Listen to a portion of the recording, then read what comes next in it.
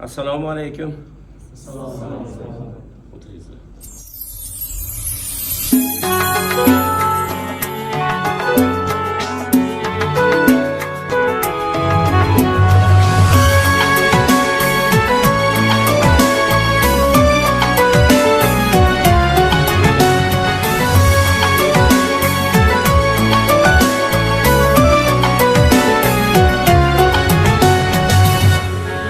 Mening jamoadagi yutuqlarimning sababchisi ustozimning menga bo'lgan g'amxo'rligi, mehribonligi va beminnat bergan saboqlari mahsuli deb bilaman.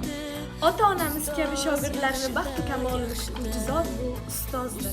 Muallim so'zi oqar suv erur, suv oqsa yer uzra ko'p ne'mat erur. Ustozning qahriga sabr qilgan shogird ustoz uchun eng qadrli shogirddir.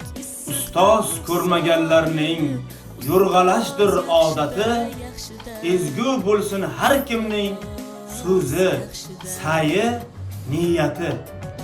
Ustozning bir kunlik sabog'i shogirdning bir umrlik ne'matidir. Ustoz muallimsiz qolsa gar zamon, nodonlikdan qaro bo'ladi jahon. Sizdan boshlanadi asli tafakkur, aziz ustozlarim, sizga tashakkur. Agarki dunyo imoratlari ichida eng ulug' maktab bo'lsa, kasblarning ichida eng sharaflisi o'qituvchilik va murabbiylikdir. Ustozimiz biz uchun qadrlidir.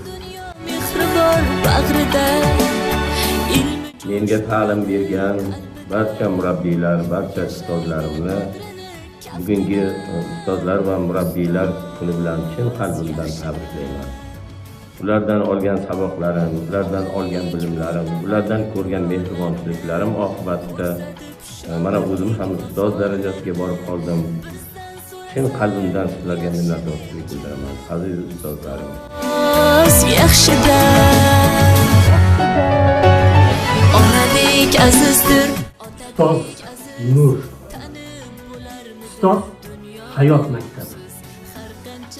Barcha ustozlarga ezgu ishlaringiz uchun chuqur minnatdorchilik bildiraman. Bayramingiz muborak bo'lsin.